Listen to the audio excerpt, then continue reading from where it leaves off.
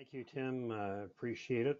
Um, Ladies and gentlemen, we have the privilege of having two co-presenters this evening, Commanders Meghan Coates and Samuel Patchell, who are part of our West Coast fleet.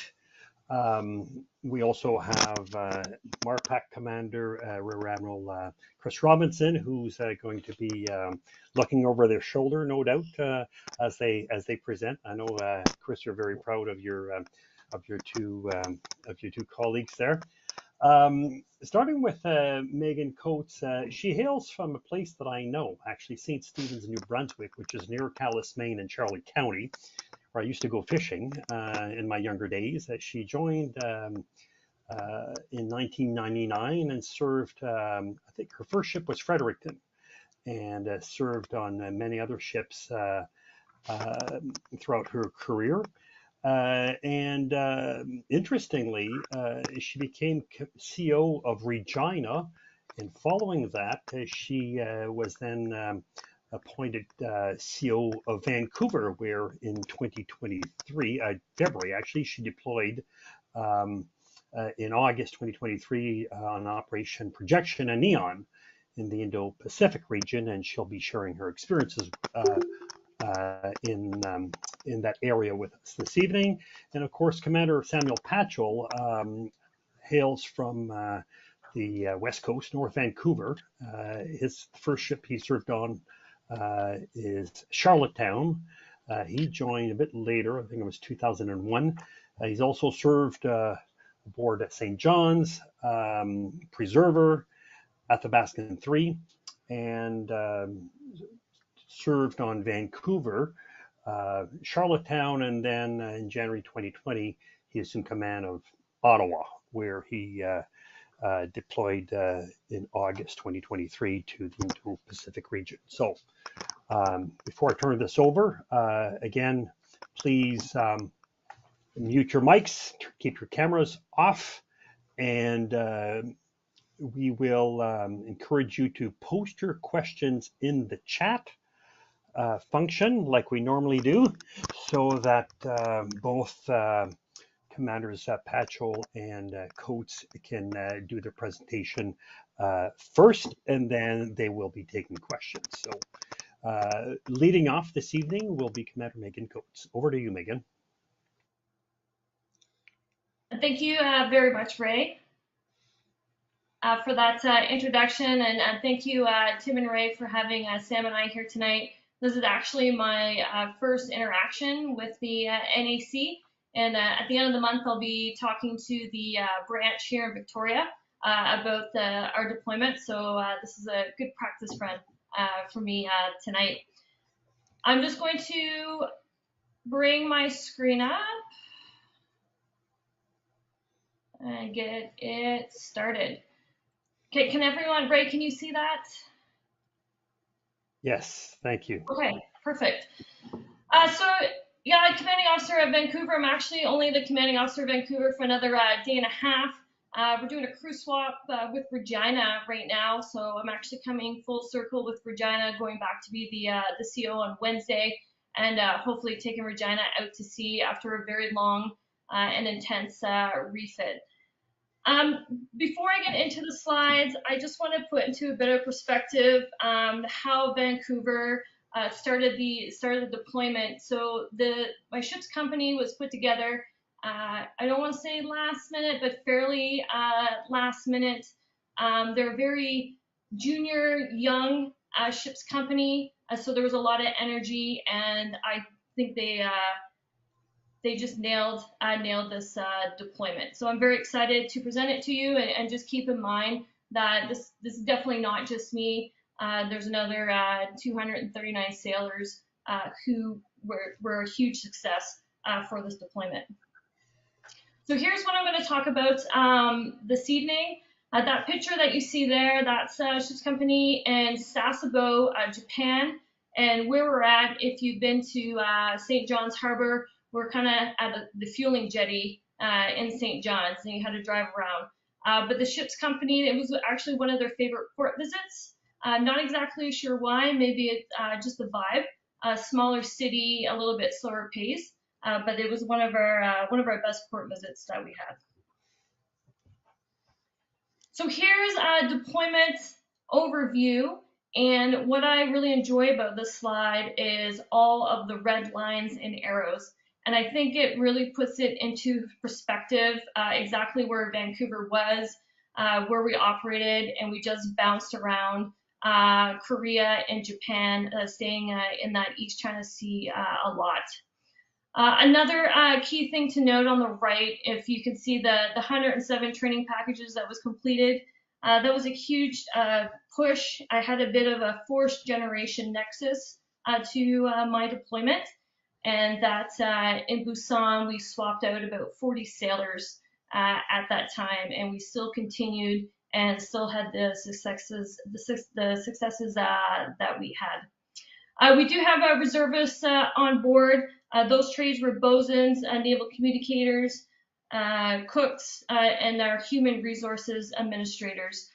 So it's not just Reg Force, it is a whole Navy deployment. Our hockey games, I'll talk about one specific hockey game later on in the brief, but we did those in Incheon, South Korea, Manila in the Philippines, and in Okinawa in Japan. And all three of those games were a huge success, especially in the Philippines. Okay, so Operation Horizon, what's in a name? Although technically speaking, we were still deployed under projection, I decided that we're going to call it Horizon, and that's what we're going to go with. And that was really important to the ship's company. Horizon had been named in the media in June, I think it was. So everywhere we went with the ambassadors, with the Canadian Defense Attachés, it was all Horizon. And I think you could feel that shift between projection and Horizon during our deployment. And I also felt like it gave the ship's company something tangible to work towards, because I was able to give them example after example in every port visit that we were in. So we were really pushing the Indo Pacific strategy, and that's all we talked about in all our receptions and all the engagements that we did. So just to start off, so we did Operation North Pacific Guard. We were a bit delayed in our deployment. Our helicopter had a bit of problems, so Ottawa and Asterix were headed up north before us, and we were playing catch up. This almost didn't happen, but I'm really glad it did. This picture has been used many times just to show the interoperability between Department of Fisheries and Oceans and also the Navy, as we have a long standing history with them. But it also demonstrated to other countries. South Korea really had an interest with this picture, that they tweeted it out once the defense attaché tweeted it. Also, what we did, I'm not sure if everyone's familiar with the Argo float, but there's about 3,000 of those floats around all the oceans, and we had a couple on board that we were able to contribute. So North Pacific Guard, even it's a photo op, but it had a lasting impact in the Indo-Pacific. Next we did was Operation Noble Chinook. I think Sam will probably have some things to say about this too. What's in the name again? So the Noble Chinook, the Noble series, I will say, it's really a framework of interoperability between partner nations, and it can be something as simple as this was, just a cooperation exercise as we were sailing towards Japan, or it can be something a bit more complex, which Sam will get into for his brief. And in the picture there, it's the Hyuga. I think the U.S. Benfield's in there, and then one of the Coast Guard vessels. And here's just a brief statement on what Operation Neon is. For those who don't know, it does have to do with the United Nations Security Council sanctions on North Korea. This is really what kicked us off. It was the main operation that Vancouver did. It was something new to me. new to a lot of our ship's company, and we learned a lot in an ever-changing world in the East China Sea. And here's just an example of what our helicopter Canuck and what Vancouver was doing in the East China Sea. I will say that Operation Neon is mainly an air asset operation. There's no boarding, there's no approach ops. We're really taking pictures. Sometimes you might do a hail, sometimes not.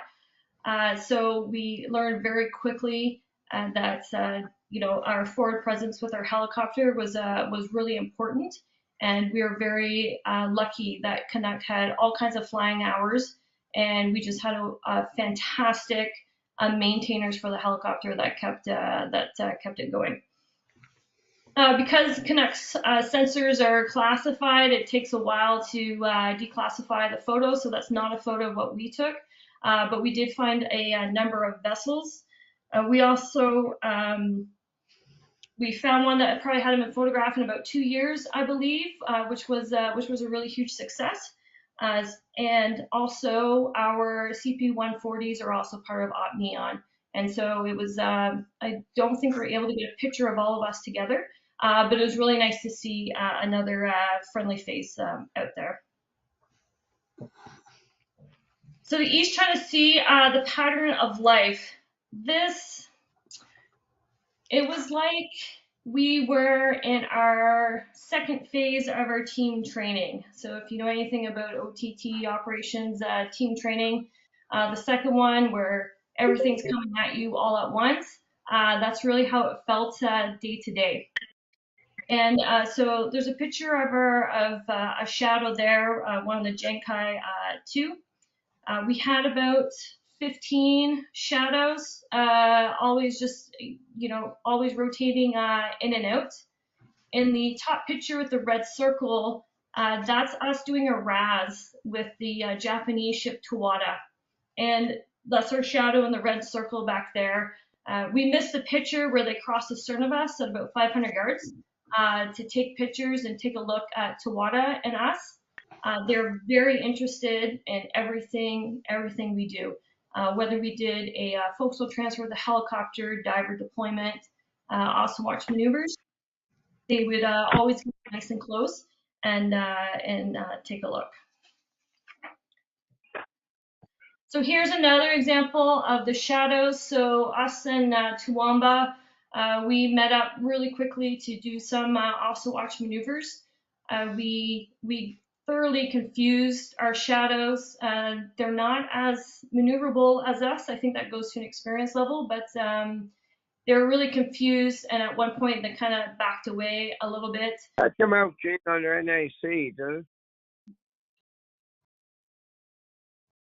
And so you can see that, and then we heard in the news. Email under NAC. Yeah. It's on there now. I've got I did the phone in. Okay. I'd like to get the video on here. Please turn off your Right microphone. Now. Whoever is messing about with their phone, please turn off your microphone or leave the presentation.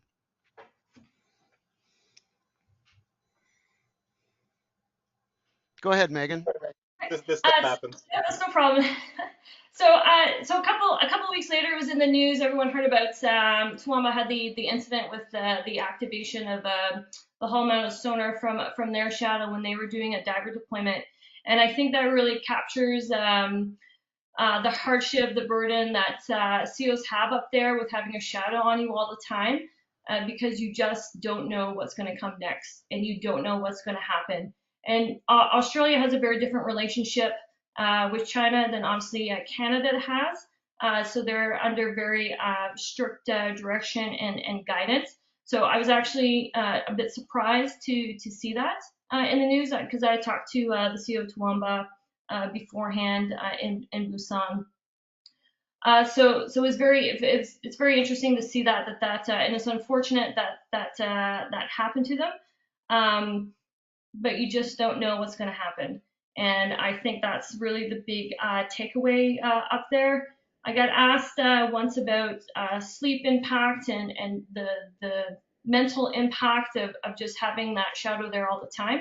And I will say it does play on your mind.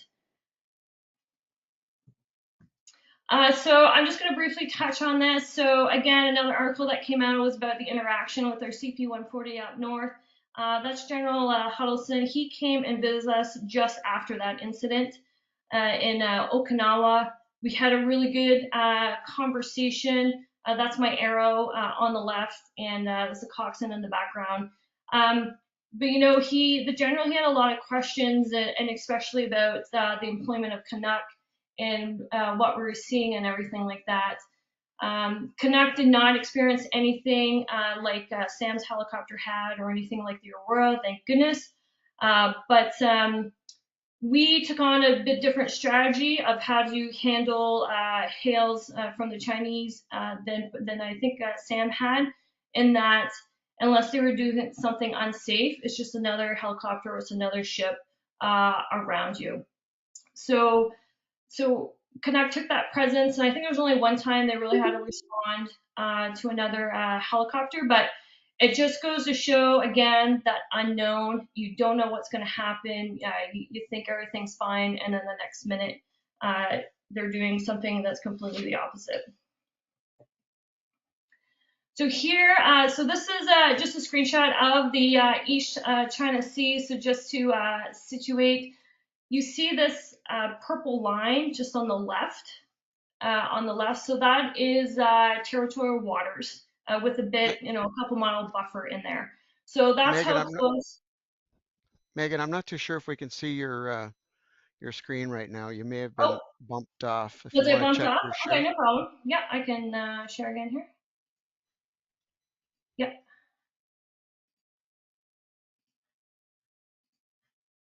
Can you see it now? Yes, thank you. Oh, okay, no problem. Was this the only slide you didn't see, or you didn't see the other one?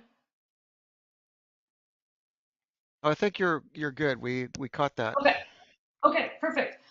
So this is a screen of our electronic charting system. We're in the middle. The red diamond is our shadow, and I just wanted to point out over to the left, you see a little bit of a purple line, and that's territorial waters. So that just gives a bit of perspective of where our ships are operating for Operation Neon. And so this is an instant, you can see some really hard maneuvering there. And what had happened is my shadow at the time was forcing us into a very dangerous situation with a merchant. And thank goodness I had a second officer watch, a junior officer who spoke Mandarin, and he was copying what the shadow was talking to the merchant about. And when the merchant asked, what about this other warship? They said just to ignore us. So I think this is the aftermath of that whole thing, but having a massive merchant, pass down a cable away from us is not, not the greatest situation to be in. The screen on the right hand again shows this is the one time that I did have to tell my shadow that they were operating dangerously, and you can see the speed there. It says 6 knots, so then they slowed down and they backed off. But essentially, again, they were trying to force me to go into a certain direction that we didn't want to go. And you can see that we're all trying to do this of trying to avoid all the other traffic and all the fishing buoys and all the AIS context in there. So I like to show this screen just because I think it really captures what we're doing, why we're conducting Neon. Okay, some other engagements that we did. This was another new thing. So Vancouver participated in the 73rd anniversary of Incheon landings. And I'm not a historian, so I honestly didn't know how much Canada participated in the landings and how our ships were deployed up with the Korean War. The bottom left is us, and one of the Korean ships eventually met up with us, but that's us escorting the USS America. They almost did not come unless we were able to escort them, so I was really glad that we were to do that. And on the right, you can just see some of the little landing boats, and there's a hovercraft in that helicopter carrier that the Koreans have. So this was a really big deal. Their president was on board for the sail pass. It gave me a really good appreciation for how our ships must have felt up there. I mean, there's lots of navigational aids up there right now, but I'm sure back then there definitely was not. And it has crazy tides, crazy currents. Our pilot was trying to make us go to our berth a lot earlier than we could. I weighed anchor about 3 times trying to get in position for the sail pass because they weren't quite sure where they wanted Vancouver. But in the end, it all worked out. Great photos, and we got a lot of accolades at the reception later. It was also the 60th anniversary of diplomatic relations between Korea and Canada, so that played a really big part for us going up to Incheon. What I also found, what we did is I found us did a lot more cross-deck evolutions than I had originally anticipated. We worked with many different navies, and our helicopter is a bit big and heavy, so it can't go to too many ships, but it was able to go to the Japanese ship, the Akabono, and this was during an exercise called Sama Sama, which I'll speak to in a bit.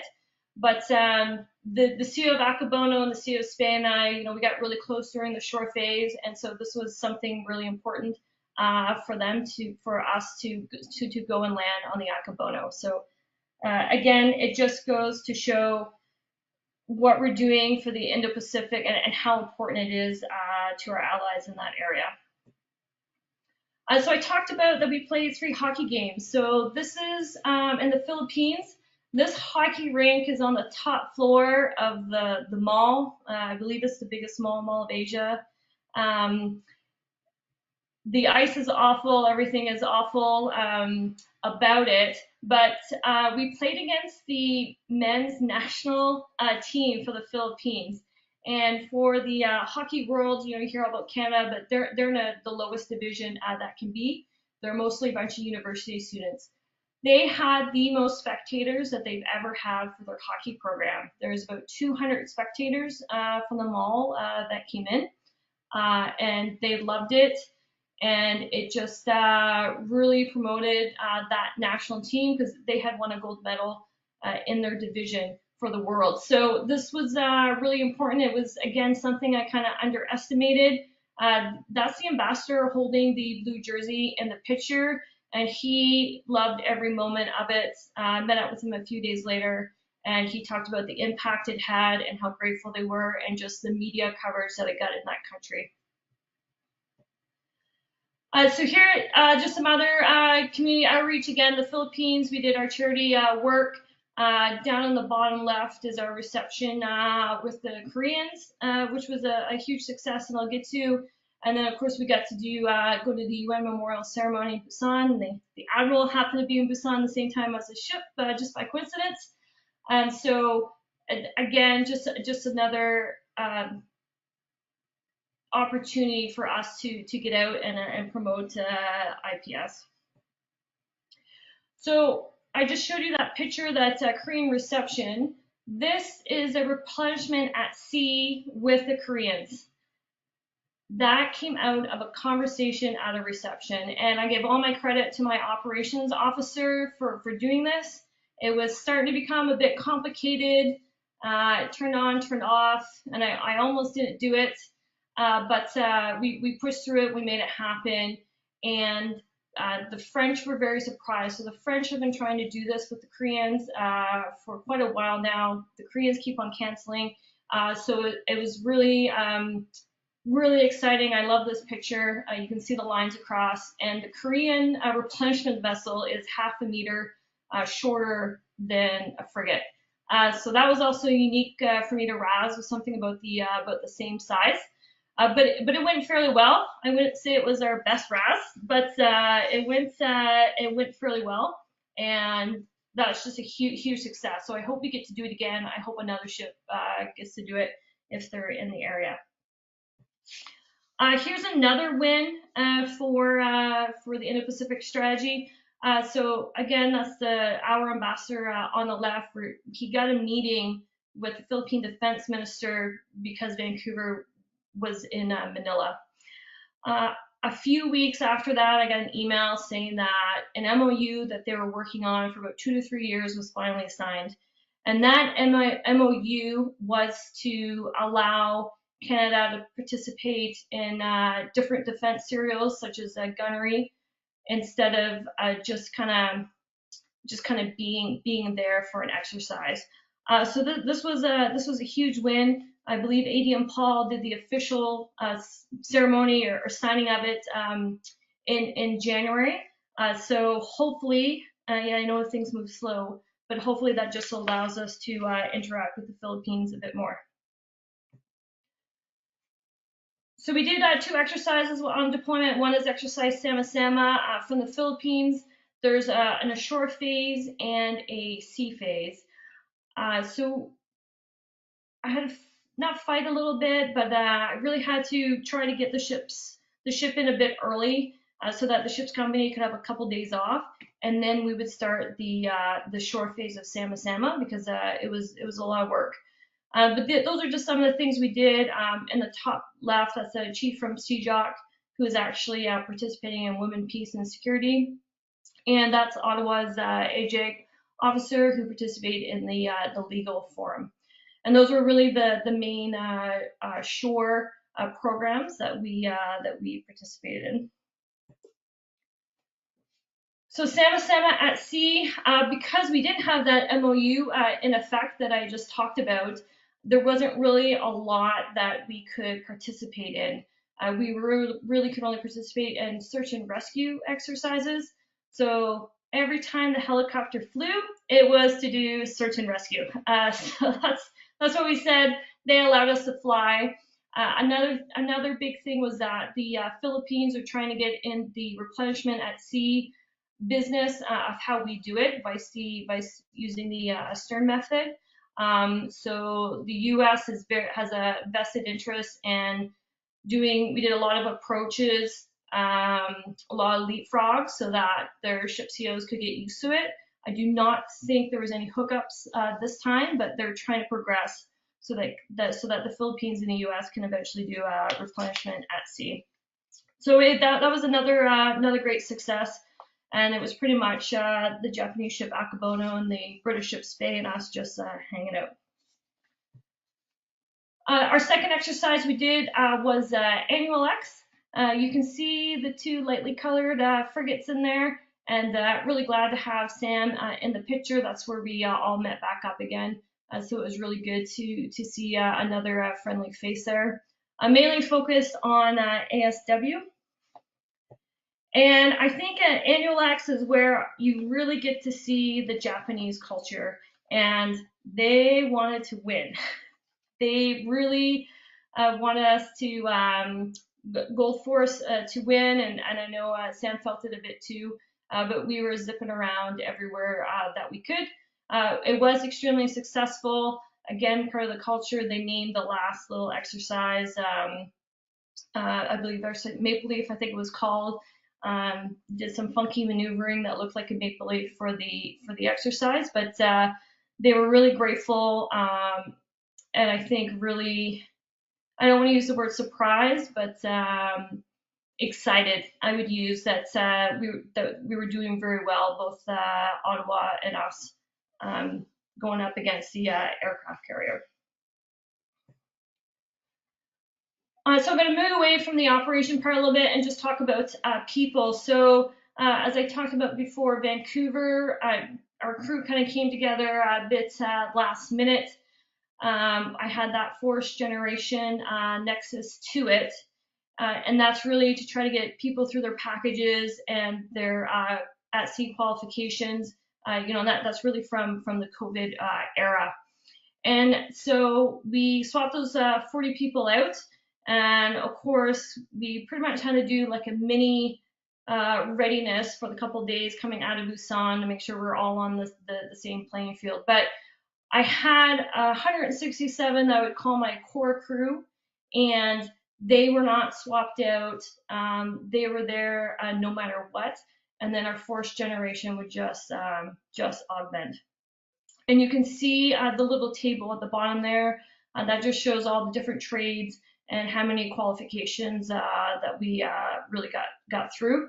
And I will highlight the maritime technicians, their watchkeeping ticket. I mean, we produced 4 of those, and that was it. I think that was a really win for the trade.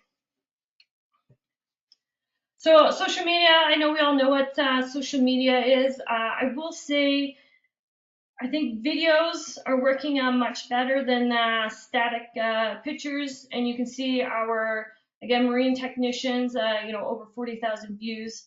For some reason, people really like me doing COs rounds, which I found funny. And then the picture to the right, that's the ambassador from South Korea, myself, and the Canadian Defense Attaché.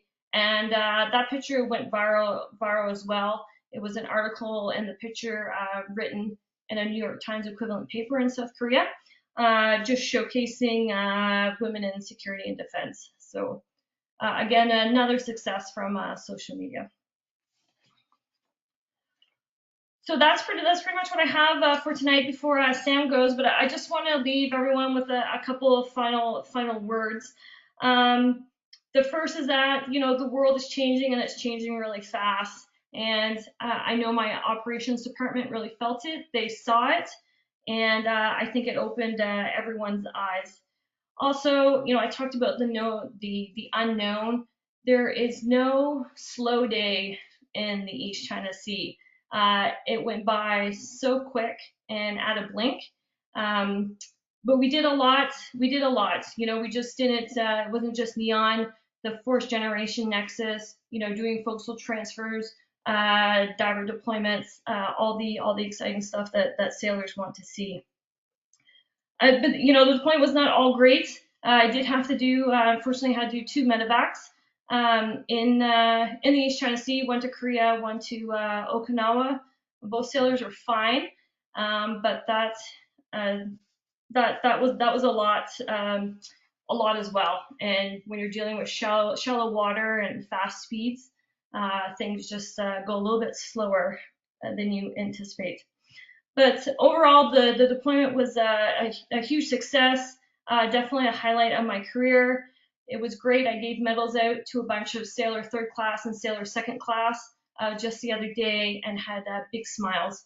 So when you're looking at the impact to the Indo Pacific strategy, a reconstitution for the Navy, I think this deployment really had it all. And I think with that, I will stop sharing. And I'll turn it over to Sam, and then we'll take questions. Yes, please. That's great. Thank you. Over to you, Sam. All right. Well, thank you, Meghan. That was great. I'll do my best to pick up where you left off. I'm just gonna hit share, and if you guys can tell me that you can see. Oop, I gotta go back to the beginning. We're getting ahead of ourselves here. Sorry.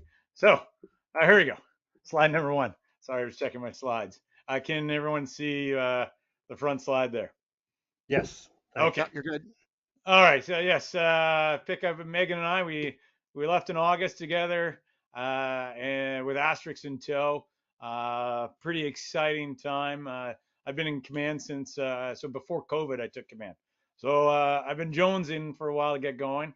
I'll be honest. That's a long time in command. It's a long time to make a mistake and then find yourself being relieved or be replaced. I just kind of held my breath, did my best, and so this presentation here, I'm going to touch on a couple of vignettes of what we did, where I think Ottawa saw as much success as Vancouver, and all together did well for the Navy.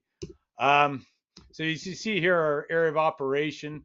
I just want to highlight here, similar to what Meghan did, we transited across the first star in the top right corner. There's Yokosuka, and we really headed from the East China Sea down in the South China Sea, even dipped south of the equator deliberately before coming into Singapore to make sure I got 150 new shellbacks the amount of shellbacks on board was limited. So it was excellent to do that. And really, as you can see, all sorts of great ports. We went to Subic Bay, Philippines, which tying in then Meghan visited the Philippines and Manila later. The ambassador there was thrilled with our presence and is a partnership building opportunity that was a great experience. But sorry, I got to work on my, so this is actually something to think about. So sure, we think of our deployment as a great adventure, but we also got to think about the adversary and their perspective. And so I like looking at that. I always like to look at this and to the adversary in their region. This is how they look at the first island chain, second island chain, and you look at it, and those little stars are all the spots that Ottawa had a port visit. And then the red stars are three of them I'm going to be talking about where we had incidents. But from their perspective, as you can see clearly, kind of like right in front of them. Whereas when we look at it from a North-Arc perspective, I think we sometimes lose sight of what our adversary may consider internal waters or domestic waters for all intents and purposes. So with that in mind, I was worried about going. So Ottawa, we're on a mission. Canada's Indo Pacific strategy, execute. As Meghan mentioned, we're deploying on off horizon, but we're still op projection, which defined the rules and the boundaries based on experience of 2008. So I really just carried with me three things. First of all, don't screw up, don't break the ship, and then don't break the Navy. And first of all, don't screw up was more talking with Kevin Whiteside, who had previously deployed and seen what had happened with Montreal and Chung Hoon and other events, is that don't create something. They're looking for something out there. So I was always very mindful of that. Don't break the ship. Ottawa is the youngest at 27 years old. We were in pretty good nick, but it's still, actually both Meghan and I, we departed late due to leaks in Ottawa, and I'm not certain what was going on, but we in Vancouver, but both of us had engineering difficulties to get even out the door. I think trying to send two ships out on a Friday is a bad idea, and we shouldn't try to do that again. That being said, and finally, don't break the Navy, and it was actually Pete Spruill who sat down with me. We go way back, and we just talked about how on a previous deployment I had that we came back, there was a lot of success there. Was that we need, as much as we want to try to achieve the mission, we can't do that at the expense of our sailors. We have a major retention issue and everything else. And I love this picture. So this picture is Jeff Sheard, one of my SCWKs, and that's his son being a cheeky jerk there. Don't leave me. And there's we had a big family, counting on us.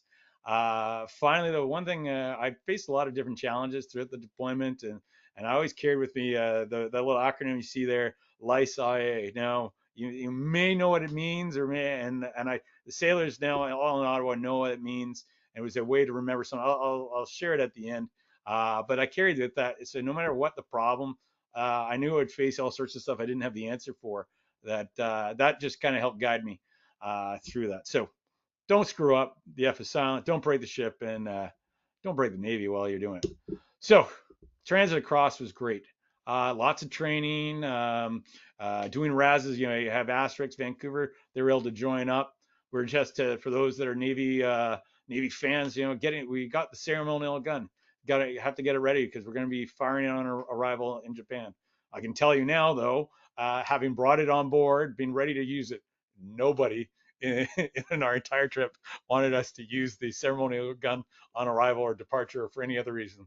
They were terrified of the noise. So it was great to have on board, and we did some fun training, but otherwise, this part of the transit, I gotta say, everyone was really excited, more looking forward to the first port visit than the mission beyond. And it was just getting ready. The Noble Series, as Meghan mentioned, regrettably, by the time we showed up, the Americans were there briefly. Then they had to depart from ballistic missile defense. We got a picture with us in the Hyuga. You can see there the lower picture. But then they also had to depart, and the Chinese and Russians had already left the area by the time we got there.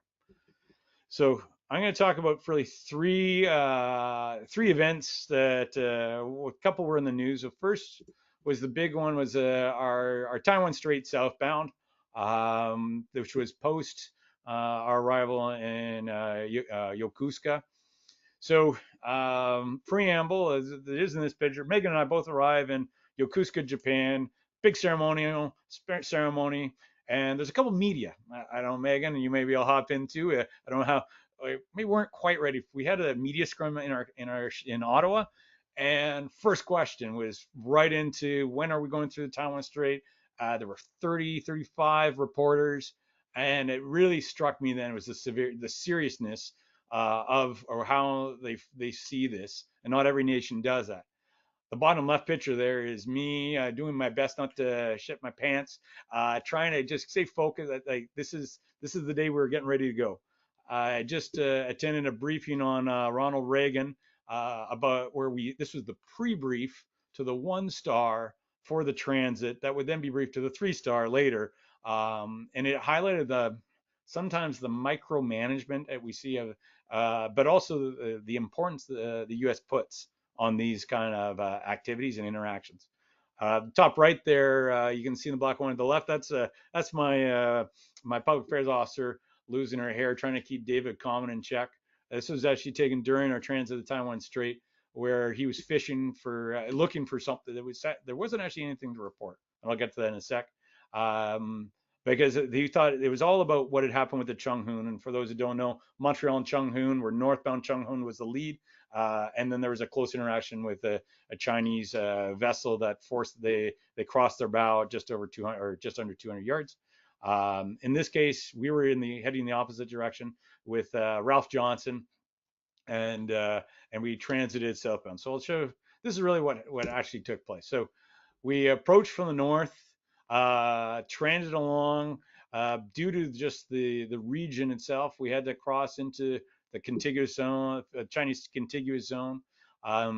There's this whole kind of plan that comes about where the Americans say, all right, go time is this at this time. But I knew in my mind that the start of the Taiwanese transit would start when the adversary showed up. And sure enough, 2 days prior to even our transit, our shadow was already shouldering us, already kind of jockeying their position. And so by the time we actually crossed the line of the go line, we'd already been at it for a couple of days. And I had to really remind my team that this isn't an exercise where there's a start time and finish time. This is an adversary that has a vote that will do in pre-position. And so we just had to be ready whenever they started to show up. So we did this transit. This is what it looked like top right. Really me falling behind Ralph Johnson, playing between 1,000, 2,000 yards the whole time. The whole time transit, what I was most worried about was not a warship. They slide in and they just follow along. It was the fishermen that would deliberately just slowly close or turn at the last minute toward me and create an international instance where I'm the bad guy. The big and help their narrative. Twice they kind of tried to duck in, and so I just used a bit of speed maneuver, push past so that the vectors just didn't work. Bottom right, that's what we were just doing constantly. Was the binos up? It's a 16-hour transit. I did remark as how often we were hailed constantly to remind us of our presence, and then particularly as we made the turn, we come around the corner. We got rehailed again because we departed. So we entered into international, or what is outside the contiguous zone, or sorry, not contiguous zone, the control zone, that 24-mile. But we have to re-enter it. There's a large flat area that's too shallow for 10-meter draft vessels like Arleigh Burke's can pass over. So you had to come a hard left on the southbound route, and you come into within 12, 13, well, just outside 12 miles from Taiwan at times, which is then within the control zone for Taiwan, within China, then refers to. So that wasn't the exciting part of it. Really, it happened beforehand and after. And then this is my did of this one. The hardest part of this transit had nothing to do with what happened on the bridge. Admiral Robinson will know a little bit about I'd been dealing with a sailor who had been receiving harassing notes. Left threatening notes. Someone had been leaving threatening notes on her bunk for quite some time. She was dealing with it. It went away, came out. She finally had the courage. She hid in her mess at night, was able to then identify the perpetrator, and then kept it with herself until she told me as I stepped off the bridge in the middle of the Taiwan Strait Transit. And I'm now stuck in the position that I can't just put this guy in a plane and a helicopter because of, well, we're in the middle of this. So the next 48 hours of figuring out how to disembark this member without, give him the chance, all the stuff that came up. So, and the challenge too of trying to make sure David Coleman wouldn't sniff out what we were also trying to deal with. In the end, with a lot of work, close work with the Filipino, our defense in the Philippines, we were able to get this member, this perpetrator on board a helicopter and off the ship without his knowledge in quick, short order, prior to even coming alongside. And then the incident happened ever since. So my biggest stress during this had nothing to do with anything on the bridge, which was I was quite thankful. And it was great though that the Americans were in the lead on that one. So this is some of also what happened during that leg. So Ralph Johnson. So as soon as we came out the other side, so CV-17, which is the domestic aircraft carrier to the Chinese, their first domestic aircraft carrier was underway. So we were chasing them around, but we didn't stop having fun. The band was playing. That was them giving one of their concerts. We had the helicopter. You have to do the flare trials, and then Ralph Johnson was retasked. One of the things. So I don't know if you're aware, the American system. If you're ever underway 45 days street, you get what's called a beer day. You get 2 beer issued. They'd already ran out of beer from the last 45-day trip they'd done. They had not thought they would be doing it again, and they were supposed to join us in Subic Bay. CV-17 had other plans. Their Admiralty redirected them. So that is Grey Wolf doing a beer run for them. And we were also able to disembark 9 of their personnel, which were being repatriated back to Canada or back to the United States, some of which hadn't seen their family in 3 years. Their chief eng in particular, one of the chief ends, when I saw him come on board, he was shaking in relief. 3 years he hadn't been with his family. They were about to do a move, and he thought he was going to miss his flight out of the Philippines, but we were able to help. So sometimes we might not have the pointy end kit, but having a friend out there, I got to meet, working with Isaiah, CEO of Ralph Johnson, was great, and just to be with partners, because we're outnumbered. But like Meghan pointed out, we confuse them quickly. Our ability, our trust, our mutual trust, and our ability to work with each other is significant. Anyhow. I also wanted to show for David Gauntlet that, we got an adversary out there, but we're not at war. So we can do both. And it was, so right after when this picture was taken with the band playing, I think I had Liu Yang chasing us. Actually, they were trying to get ahead of us at that moment because we were bearing down on CV-17. Second big one that was in the news really was quite a bit later. This is after a lot of our visits. We're now post our deployment, our ramp. We've left Singapore. This is where it happened. It was the interaction with the PLA aircraft, a J-11. That picture is a different one than the one that was taken. And in this case here, so on the bottom right, there's the star. The gold star shows where we are, where Ottawa was. The red star is the approximate location of the helicopter at the time, or the helicopter at the time of the multiple incidents. So a little background to this. So prior to our ramp, that's Rafael Peralta, Coop there. I think I can see him. So him and I had been working together, doing our patrol, and we were actually in the vicinity. I'll go back. Oops, sorry. Of the Paracel Islands. He circumnavigated and was coming southbound, about where that red star is. The red star is, and we'd come northbound and then met up and did this. He had a Ren High, which is like a cruiser that had just, so as Meghan alluded to, had been firing their radars at high power, causing all sorts of problems and being a nuisance. I had Liu Yang following me, and then we joined up, came in close formation, put our helicopters there in the air, put our flags up, and drove beside each other. Having not really coordinated it, other than talk quickly on the radio, and made it happen.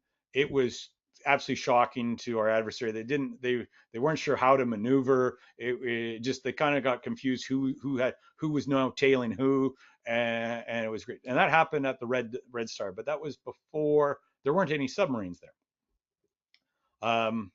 So next time we come into Singapore, I get to know Coop. We share some whiskey to have a good chat, and just talk through. All right, if this, then that. What next? So at the time of this incident, we've embarked CNN. Again, I'm worried about news getting out before it should. We had a shadow. We were sitting off about where that spot is, doing patrol with the tail wet. And then out of nowhere, they start pinging. Now, similar to what had already happened with Toowoomba, but we didn't have divers in the water. And so I just thought, why would you be pinging? And I also noticed that they were positioning themselves kind of, and so that constantly, as we would maneuver, they would maneuver kind of always staying, angling themselves as opposed to just running parallel. They kept repositioning. Now, this is odd. Okay, so what's going on here? Well, I know any submariner out there will know what happens when you ping in the water. It's like a loud beacon underwater. Well, I don't have a submarine, but I know, maybe not. So I just redirected the helicopter down a bearing and by drawing a line between 2 points, and then did some math to figure out where it would likely be. Lo and behold, they were on top of. So they helped give away. They actually helped give it away. What ended up happening next was then the aircraft approached. They didn't have no hails, no radios, and did a series of first sorties, series of closer and closer approaches. Never talked on the radio. Helicopter comes back. So I learned of this. So it comes back, refuel. The aircraft are gone. Everything's clear. We know it's the submarine's still out there. All right, that's our mission. We'll go back out there. So we go back out there again, and they get approached again. And then they get the call. I get the call that they're launching the flares. Okay, so I pipe I'm in the ops room, pipe the arrow. Okay, so now my arrow's in there. The deputy's airborne. He's the crew commander. Arrow. I thought we tabletop this. This means helicopter come home, right? Well, what does the crew commander say? And my arrow topped me off the ledge. And to this day, I'm still pissed at him, but it's fine. That's why I'm in command. I trusted his advice because the aircraft did fire the flares and then peeled off. And I just started, so fine, okay. Does the crew commander say it's safe? Yeah, it's safe. It just doesn't sit right. So I go back up to my cabin, and I still remember my fettuccine Alfredo. I don't know why I had it, and I'm sitting there just twirling the pasta. Doesn't smell right. Okay, Oro captain, recall the helicopter. Get it back on deck now. I don't want to find out what's going on. But it took that moment to just think like something's telling me this isn't right. I know everyone's saying it's okay and they're fine. It's not right. Well then, wow. Then as we know, it went in the news, and then there's this dangerous, unprofessional, all this stuff that went out. But it's like, my goodness, all you Air Force, they get wrapped up in their pre-plans, and it just something in my gut didn't sit right. So we brought them back, and thankfully, the other awkward bit is we were ready to tell people about it, and I had CNN on board, and then it was the churn back home, and then the combination of, so the problem too we found out is that the aircraft and CJOC have different words for unsafe. What is a level 4 interaction? Well, Air Force knows what that means. CJOC doesn't. And so when the Air Force announced, because it goes, oh yeah. Anyways, it was a nightmare. And they felt like they were the big heroes. The Aero in particular felt like the big hero of this event until he realized the paperwork and the amount of people he was then answering to. And what even happened after all this is that because the video went viral out there, there was so what were the biggest issues of failures of this particular mission? The pilot was wearing a T-shirt. I'm not sure the colonel or whoever, but so I didn't know any of this because I'm not in there. But my arrow had to give reasons in writing to explain why, because you could see in the reflection of the screen of the video that the person piloting wasn't wearing a T-shirt. Now it is very hot where we are, but without the prior permission, that is what the Air Force took exceptional issue with, was the fact the pilots were wearing T-shirts. I'll say it was, I still, to this day, I don't think I'll ever eat fettuccine Alfredo again because I just turned my stomach thinking there's this J-11 had buzzed our helicopter, fired the flares fairly close. But surprisingly, in no time was there any radio. All right, so that's, and then this is us. Now, here's the other big one. So CNN's still on board, and the U.S. had the plan is okay. So Canada, you're going to take lead for this one, since you've done it before, and working with the guys out of 7th Fleet is great. I'm really excited at that. Except now this time you're going to do it northbound at night, and it was a dark night. It was planned. Last time a ship did this run was the Chung Hoon Montreal incident. And great, I'm going to be the one, and so I'm SAG C. So again, we did the brief. I had to brief the 3-star in 7th Fleet, who's in charge of the defense of all of Japan, about the plan. Most importantly, I think is what you want to see on the right there. See how there's the purple line, the red line. The red line is what we actually did. The purple line is what is planned. Regrettably, the way with this top-down direction at times is what I saw is my direction, my routing for the northbound route was the inverse of my southbound route. Made no sense navigationally.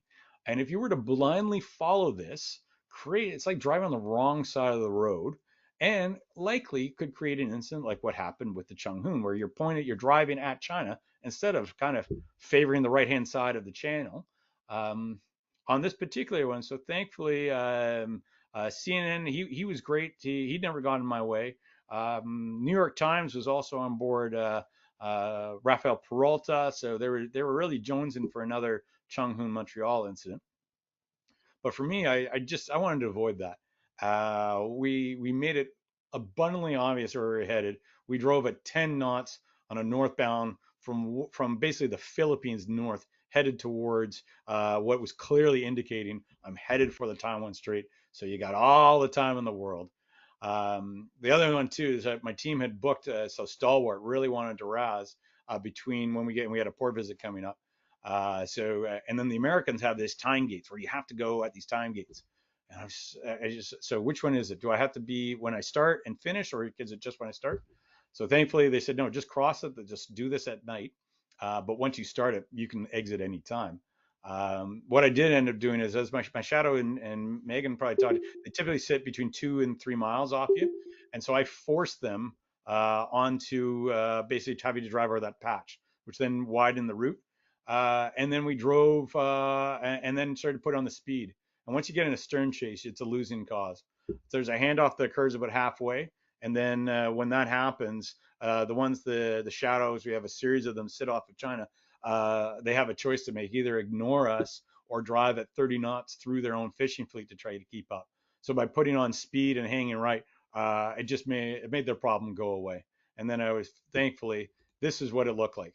A lot of in the dark, and that is me top right, and big relief. The team feeling good, and then immediately into the very next night, a night RAS with Stalwart, where they then blared Canadian music the entire time, and it was brutal. So just deafening Canadian music the whole time during a night RAS. Very bizarre, typical Australian, I guess. I would not have been able to do any of this without my XO and Coxon and the team. Those two kept me in check, and that's why I need to definitely acknowledge both of them, and really all the team. And as much Ottawa did all sorts of stuff, the thing I am most proud of is really this series of pictures. It's just all of the team doing it with, even proudly, that's the beer delivery there. They worked hard. You got Stokers open, broads going on, the crossing the line ceremony, the drive-in. That was their firefighters having a fire truck, diver deployments, and all that hot tub or that pool was a huge success. Doing Christmas in Japan, having the band play on the bridge top while doing the second RAS with Stalwart, and being able to do a swim, those kind of things, those memories that I know sailors will carry with them forever. It is so important. And that's why no matter what I face the problems, I always use that LICE IA, which was leadership, integrity, courage, excellence, inclusiveness, and accountability. And I carried that all the time. I always repeat that. The sailors know that. And no matter what we did, that's what we did. So I wanted to kind of focus on a couple of vignettes of what happened on the deployment. And with that, I'll finish. I can finish that and then just show we have. Oh, I got lots of pictures if you want more, but I'll just stop sharing there and put the field over. Hopefully, I didn't go over time to any questions of any topic you may have. Thank you, Thanks, Sam. Sam. That was excellent for both you and Megan. That was just a great presentation. To use Megan's words, a real eye opener. I was really engaged by all the things that you did on both the diplomatic side of the house as well as the operational deterrence side. It was certainly an interesting deployment for the both of you. I usually ask the first question just to try to get things moving and get people thinking along the lines of what's a good question. So I'll start with one that relates to some of the operations that you did and some of your comments about briefing the 3 stars, et cetera, and CJOC. And you don't have to get into too much detail if you can't, but I'm curious about your rules of engagement and who you're reporting to over there. Okay, well, I can speak for myself. So the rules of engagement are they're always there in a kinetic fight that happens. Megan and I think Megan, we were never really worried. Like if a fight broke out, shoot to survive and get the hell out of there, right? The defense of each other. I generally just okay. They're great mental exercises, but at the end of the day, other than can I go here, can I not go here, can I use this piece of equipment? I found that there's a lot of folks underneath worried about it, but at the end of the day, when briefing the 3 star, we discussed rules of engagement and collective self-defense and whatnot. And one way to get around that to some degree, or whether to avoid the muddying of the waters, was to just stay so close that if you're being attacked, so what we did was you just position yourself so that it's obviously self-defense. You can't. It's too hard to discern, is the attack going toward you or your consort, because you're too close together. So at least that's how we kind of tackled it in those spots. But I really wasn't that concerned. Megan? Yeah, I think it was the same, pretty much the same. So I mean, the Horizon Neon Nexus is just I would say a standard set of rules of engagement. The team and I obviously we tabletopped and talked about it beforehand, but as Neon, there wasn't any boarding or any boardings or approach ops or anything like that. It didn't really come up.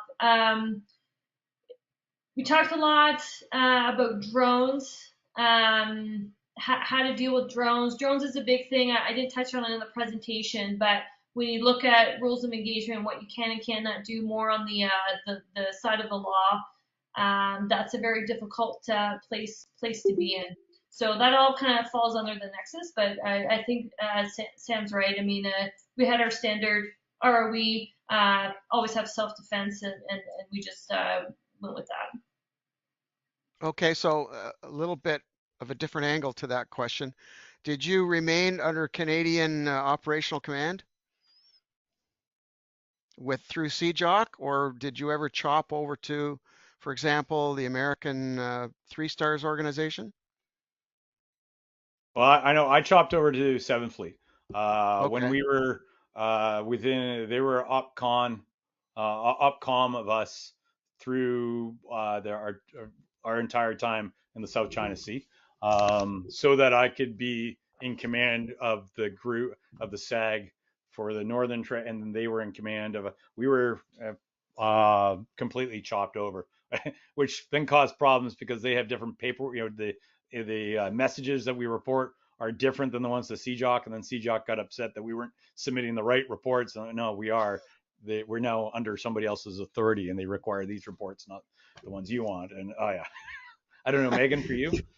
No, we stayed under CJOC. Yeah, we didn't chop over. I mean, we were involved with what the Americans were doing and would follow their messages and their nightly summaries and everything like that, just to make sure that we're all on the same page, because there's U.S. ships operating where we were, so just to keep in the know. Okay, great. Thanks for that. Question from Ian Parker. First of all, he wants to acknowledge great presentations from both of you. But for both Megan and Sam, throughout your deployments, what was the one thing that kept you up at night? Maybe Sam, you can go first. Oh, okay. The one thing. Well, there are lots of things that kept me up at night. Which ça dérange what would bother me most nights was just not knowing when the Chinese when they were nearby overnight. That just incessant presence was probably the worst. Megan, what kept you up? Or Submarines.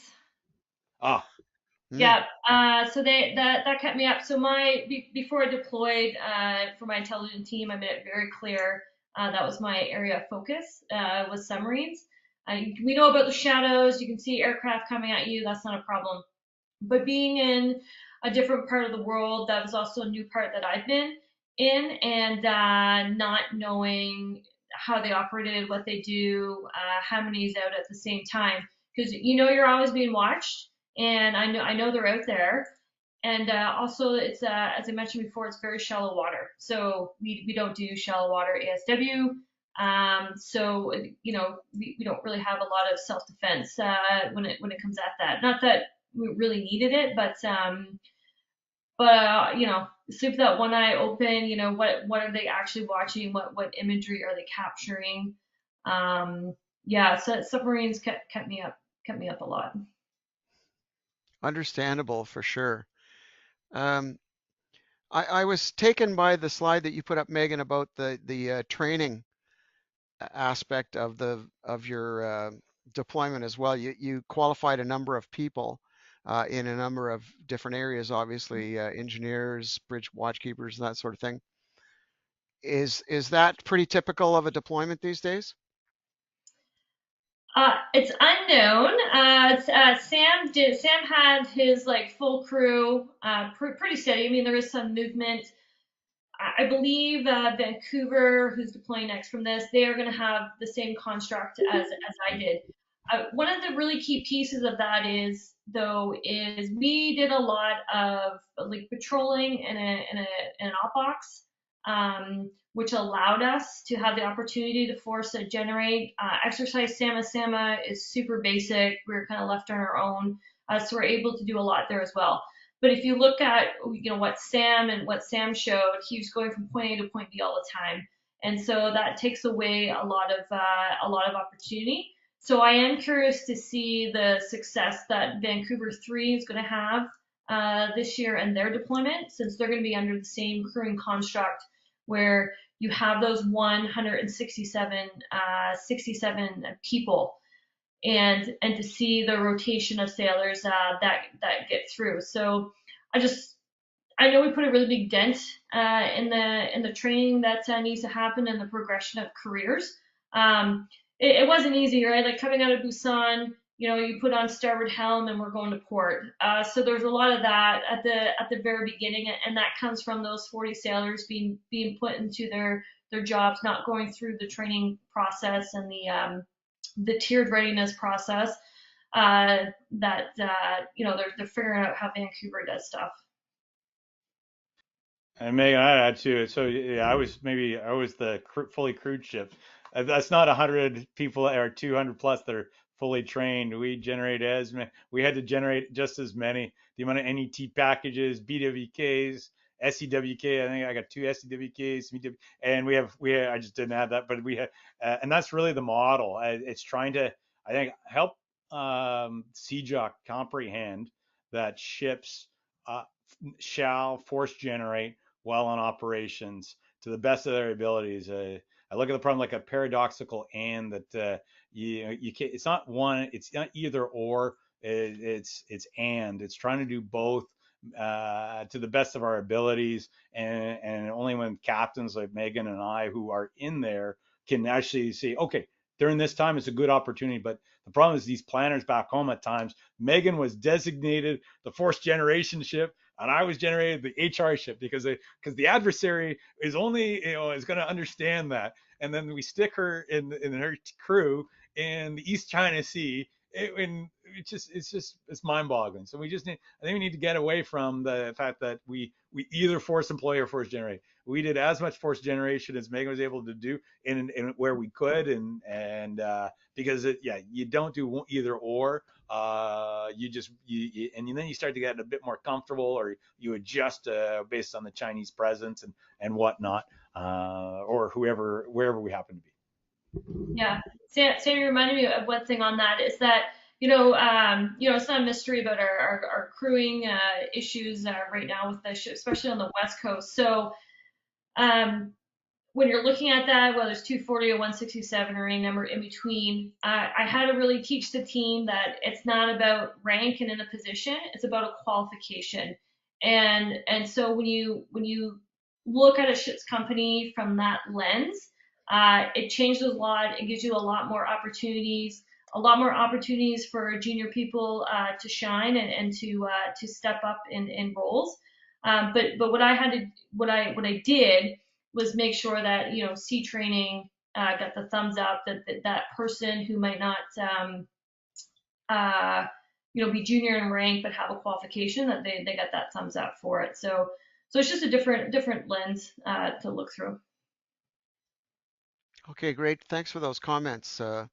You've really enlightened all of us tonight.